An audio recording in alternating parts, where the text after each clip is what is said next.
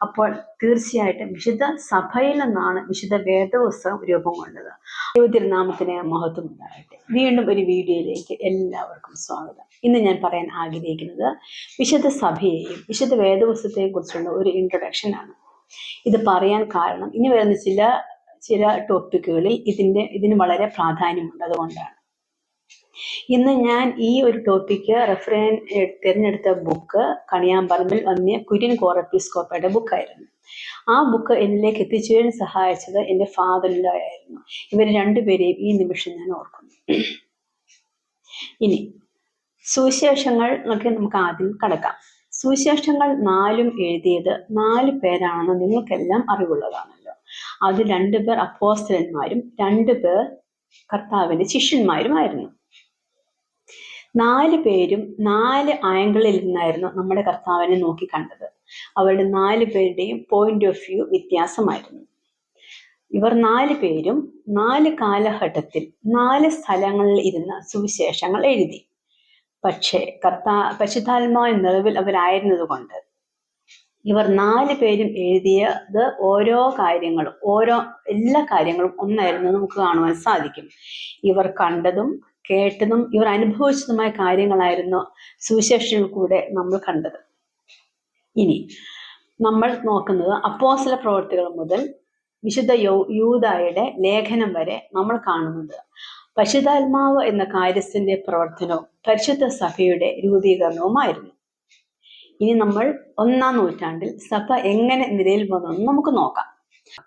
അപ്പോസ്തലന്മാരുടെ കൈവെപ്പ് കിട്ടി അവരാൽ തുടങ്ങിയ പാരമ്പര്യമാണ് വിശുദ്ധ സഭയ്ക്ക് ഉള്ളത്.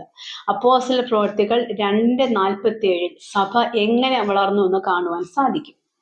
അപ്പോസ്തല പ്രവർത്തികൾ 6 7 പുരുഷന്മാരെ അഥവാ ശമ്മാശന്മാരെ പ്രാർത്ഥിച്ച് കൈവച്ച് അനുഗ്രഹിച്ച് സഭയെ ശുശ്രൂഷിപ്പാൻ അവരെ നിയമിക്കുന്നത് കാണുവാൻ സാധിക്കും.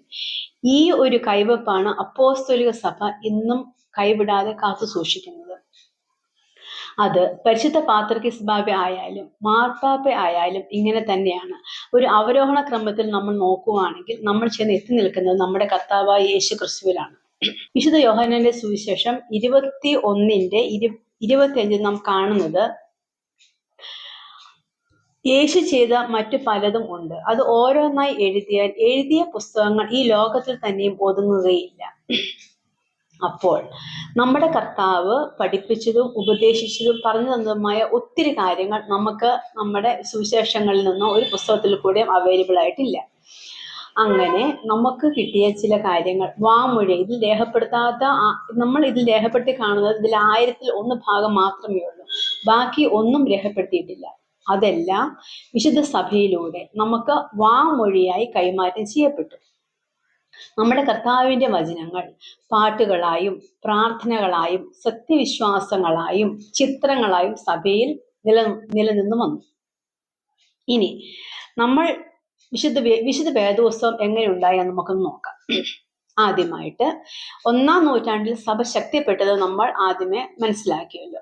ഇനി ആ സഭ ശക്തിപ്പെടുവാൻ വേണ്ടി അപ്പോസ്തലന്മാർ ചെയ്ത കാര്യങ്ങൾ സഭയെ ശക്തിപ്പെടുത്തുവാൻ വേണ്ടിയിട്ട് ഓരോ പ്രവർത്തനങ്ങൾ ചെയ്യുമ്പോൾ അത് തെറ്റാണ് ശരിയാണ് എന്തൊക്കെയാണ് മാറ്റങ്ങൾ വരുത്തേണ്ടതെന്ന് കാണിക്കാൻ വേണ്ടി അവർ ഓരോ സഭയ്ക്കും ഓരോരോ സമയത്ത് ഓരോ ലേഖനങ്ങൾ എഴുതി നമുക്ക് കാണുവാൻ സാധിക്കും. സഭ വളർന്നപ്പോൾ സഭയിൽ വളരെയധികം പ്രതിസന്ധികൾ ഉണ്ടാവാൻ കാരണം അപ്പോസ്തലന്മാരുടെ പേരുകളിലും അവരുടെ ശിഷ്യന്മാരുടെ പേരിലും പല വേദവിപരീതികളും ലേഖനങ്ങൾ എഴുതി. അങ്ങനെ സഭയിൽ വളരെ പ്രതിസന്ധിയായപ്പോൾ AD 180 സഭാപിതാക്കന്മാർ തീരുമാനിച്ചു നമുക്ക് ഒരു വിശുദ്ധ വേദപുസ്തകത്തിന്റെ രൂപീകരണത്തിന് വേണ്ടി അവർ ആലോചിച്ച് നിശ്ചയിച്ചു. അങ്ങനെ അവർ സൂക്ഷ്മതയോടെ പഠിച്ച് അവർ ചില മാനദണ്ഡങ്ങൾ ഇതിനു വേണ്ടി വെച്ചു. അതിൽ പ്രധാനപ്പെട്ട 3 മാനദണ്ഡങ്ങൾ നമുക്കൊന്ന് നോക്കാം.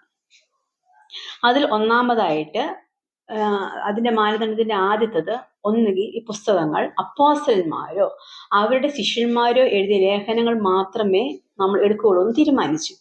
രണ്ടാമതായിട്ട് വിശുദ്ധ സഭയിൽ ചർച്ച ചെയ്ത് ആ വിശുദ്ധ സഭ അംഗീകരിക്കുന്ന പുസ്തകങ്ങൾ മാത്രം തിരഞ്ഞെടുക്കാൻ വേണ്ടി തീരുമാനിച്ചു. മൂന്നാമതായിട്ട് വിശുദ്ധ സഭയുടെ സത്യവിശ്വാസത്തിന് ചേരുന്ന ലേഖനങ്ങൾ ആയിരിക്കണം തിരഞ്ഞെടുക്കേണ്ടത് എന്ന് തീരുമാനിച്ചു. അങ്ങനെ ഈ ഒരു 3 മാനദണ്ഡങ്ങൾ, കുറച്ച് മാനദണ്ഡങ്ങളുണ്ട്, ഇത് ഇമ്പോർട്ടൻ്റ് ആയ 3 മാനദണ്ഡങ്ങൾ വെച്ചാണ് വിശുദ്ധ വേദപുസ്തകത്തിന്റെ രൂപീകരണത്തിന് തുടക്കം കുറിച്ചത്. നവീകരണ സഭകൾ അവരവർക്ക് ആവശ്യമുള്ള കാര്യങ്ങൾ മാത്രം എടുത്ത് അവർ സുവിശേഷം പ്രസംഗിക്കുന്നു. ഇനി ഇപ്പോൾ വന്ന് അവർ ഓരോരുത്തർ ഓരോരോ സഭകളാണ് ഉണ്ടാക്കുന്നത്. പാരമ്പര്യ സഭകളിൽ നിന്ന് സഞ്ചരിച്ചിരിക്കുന്ന അവർ ഇതൊന്ന് കേൾക്കുന്നത് വളരെ നന്നായിരിക്കും. ഇങ്ങനെ വേദപുസ്തകത്തിൽ ഉണ്ടോ, അങ്ങനെ വേദപുസ്തകത്തിൽ ഉണ്ടോ എന്ന് ചോദിക്കുന്നവരോട് നമ്മൾ പറയാം, തീത്തോസിന്റെ ലേഖനം 3:10 കാണുന്നത് പോലെ സഭയിൽ ഭിന്നത വരുത്തുന്ന മനുഷ്യനോട് 1-2 വട്ടം ബുദ്ധി പറഞ്ഞ ശേഷം അവനെ ഒഴിവാക്കുക. ഇനി നമുക്ക് കാണേണ്ട ഏറ്റവും ഇമ്പോർട്ടൻ്റ് ആയ ഒരു കാര്യം എന്ന് വെച്ചാൽ 1 തീമോഥെയോസിന്റെ ലേഖനം 6:3 മുതൽ 6 വരെയുള്ള വാക്യങ്ങൾ നമുക്കൊന്ന് നോക്കാം. അന്യ ഉപദേശം പഠിപ്പിക്കുകയും നമ്മുടെ കർത്താവായ യേശു മിശിഹായുടെ പഥ്യവചനങ്ങളും ദൈവഭക്തിയുടെ വിശ്വാസോപദേശവും അനുസരിക്കാതിരിക്കുകയും ചെയ്യുന്നവൻ അവനൊരു അറിവും ഇല്ലാതിരിക്കെ തർക്കത്തിലും വാഗ്വാദത്തിനുമായി സ്വയം അഹങ്കരിക്കുന്നു. ഇവയിൽ നിന്നും അസൂയയും തർക്കവും ദുർഭാഷണവും ദുസ്സംശയവും ഉണ്ടാകുന്നു. ദുർബുദ്ധികളും സത്യം ഇല്ലാത്തവരും ദൈവഭക്തി എന്നത് ആദായ മാർഗം എന്ന് വിചാരിക്കുന്നവരുമായ മനുഷ്യരിൽ നിന്ന് ഞെരുക്കവും ഉണ്ടാകുന്നു. നീ ഇവരിൽ നിന്നും അകന്നു നിന്നോളൂ. ഇത് നമ്മൾ ചെയ്യേണ്ട ഏറ്റവും ഇമ്പോർട്ടൻ്റ് ഉള്ള ഒരു കാര്യം എന്ന് പറയുന്നത്, വിശുദ്ധ യൂദായുടെ ലേഖനത്തിൽ നാം കാണുന്നത് എന്താണെന്ന് നമുക്ക് നോക്കാം. നിങ്ങളുടെ അതിവിശുദ്ധ വിശ്വാസത്തെ ആധാരമാക്കി നിങ്ങൾക്കു തന്നെ ആത്മിക വർധന വരുത്തിയും പരിശുദ്ധാത്മാവിൽ പ്രാർത്ഥിച്ചും നിത്യജീവനായിട്ട് നമ്മുടെ കർത്താവായ യേശുവിന്റെ കരുണയ്ക്കായി കാത്തിരുന്നും കൊണ്ട് ദൈവസ്നേഹത്തിൽ നിങ്ങളെ തന്നെ സൂക്ഷിക്കുവിൻ. അപ്പൊ നമ്മൾ ചെയ്യേണ്ടത്, നമുക്ക് നമ്മളെ തന്നെ ആത്മീക വർധന വരുത്തണം. നമ്മൾ നല്ലപോലെ പ്രാർത്ഥിക്കണം, നമ്മൾ വിശുദ്ധ വേദപുസ്തകം നല്ലപോലെ പഠിക്കണം. ഇതാണ് നമ്മൾ ചെയ്യേണ്ടിയിരിക്കുന്നത്. ഇതെല്ലാം നമ്മൾ ചെയ്ത് നമ്മുടെ പാരമ്പര്യത്തെ മുറുകെ പിടിച്ചുകൊണ്ട് മുന്നോട്ട് പോകാൻ ദൈവം ഇടയാക്കട്ടെ എന്ന് പ്രാർത്ഥിച്ചുകൊണ്ട് ഇന്ന് ഈ സബ്ജക്റ്റ് ഇവിടെ നിർത്തുന്നു. ദൈവം അനുഗ്രഹിക്കട്ടെ.